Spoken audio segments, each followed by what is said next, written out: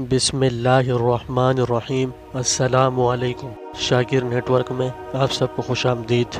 دوستوں، آج کی یہ ویڈیو نہایت ہی اہم ہونے والی ہے، کیونکہ اس ویڈیو میں ایک ایسے موضوع پر بات کرنے والا ہوں جو کہ آپ کے لیے جاننا بہت ضروری ہے اگر تو آپ نکاح کرنے کا ارادہ رکھتے ہیں تو۔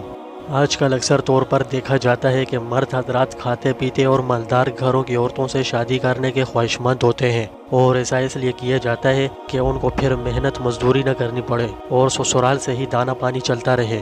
معذرت کے ساتھ میرے الفاظ تھوڑے کڑوے ہیں، لیکن میری بھی مجبوری ہے کہ آپ کو حقیقت سے آگاہ کروں۔ دوستوں، اس موضوع کو سمجھنے کے لیے ایک حدیث شریف کا مفہوم ملاحظہ فرمائیں۔ مشکات شریف کی ایک حدیث ہے، اپنے سے زیادہ مالداروں کی طرف نگاہیں نہ لے کر جایا کرو اور اپنے سے کم درجے والوں کو سوچا کرو، اس سے اس نعمت کی حقارت تمہارے دلوں میں نہیں ہوگی جو اللہ جل شانہ نے تمہیں عطا کر رکھی ہے۔ مشکات شریف کی ایک اور حدیث کے مطابق حضرت ابو ذر غفاری رضی اللہ تعالیٰ عنہ فرماتے ہیں کہ مجھے میرے محبوب صلی اللہ علیہ وسلم نے 7 نصیحتیں کی ہیں۔ نمبر 1، مجھے اس کا حکم فرمایا کہ مسکینوں سے محبت کیا کروں اور ان کے قریب رہا کروں۔ نمبر 2، مجھے اس کا حکم فرمایا ہے کہ میں اپنے سے اونچے لوگوں یعنی زیادہ مالداروں پر نگاہ نہ رکھا کروں، اپنے سے کم درجے والوں پر نگاہ رکھوں یعنی ان پر غور کیا کروں۔ نمبر 3، مجھے حکم فرمایا کہ میں صلہ رحمی کیا کروں اگرچہ وہ مجھ سے منہ پھیریں۔ نمبر 4، مجھے حکم فرمایا ہے کہ میں کسی شخص سے کوئی چیز نہ مانگوں۔ نمبر 5، مجھے حکم فرمایا ہے کہ میں حق بات کہوں چاہے کسی کو کڑوی ہی لگے۔ نمبر 6، مجھے حکم فرمایا ہے کہ میں اللہ تعالی شانہ کی رضا کے مقابلے میں کسی ملامت کرنے والے کی ملامت کی پرواہ نہ کروں۔ نمبر 7، مجھے حکم فرمایا ہے کہ میں لا حول ولا قوت الا باللہ کثرت سے پڑھا کروں، اس لیے کہ یہ کلمات ایسے خزانے سے اترے ہیں جو خاص عرش کے نیچے ہے۔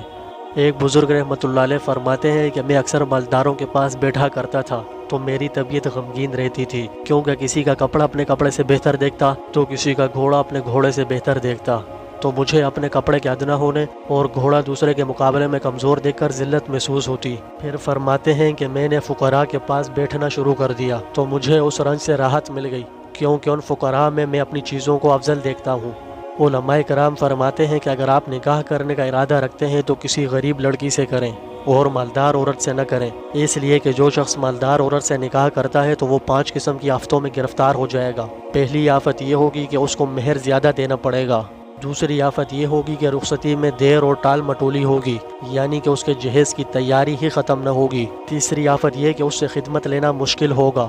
چوتھی آفت یہ کہ وہ خرچ زیادہ مانگے گی، جبکہ 5ویں مصیبت اور آفت یہ ہوگی کہ اگر طلاق دینا چاہے گا تو اس کے مال کی لالچ طلاق نہیں دینے دے گی۔ علماء کرام نے یہ بھی فرمایا ہے کہ عورت 4 چیزوں میں خاوند سے کم تر ہونی چاہیے، ورنہ تو خاوند اس کی نگاہ میں ہمیشہ ذلیل و رسوا ہوگا۔ عورت کی عمر خاوند سے کم ہونی چاہیے اور قد میں خاوند سے کم ہونی چاہیے، مالی لحاظ میں اور شرافت کے لحاظ سے۔ اور فرمایا کہ 4 چیزوں میں عورت خاوند سے زیادہ ہونی چاہیے، خوبصورتی میں، ادب میں، تقوی میں اور اچھی عادتوں میں۔ اللہ تعالیٰ سے دعا ہے کہ اللہ تعالیٰ ہمیں ان سب باتوں پر اخلاص کے ساتھ عمل کرنے کی توفیق عطا فرمائے۔